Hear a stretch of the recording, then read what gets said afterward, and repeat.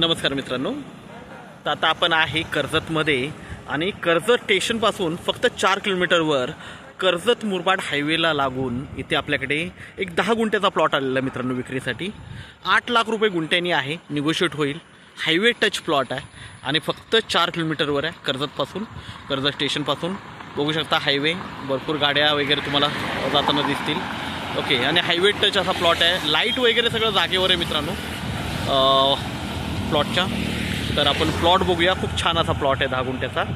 50 फूट त्याचा फ्रंट त्याला आहे। प्लॉट बघूया तर मित्रांनो, प्लॉट बघू शकता, हा प्लॉट आहे।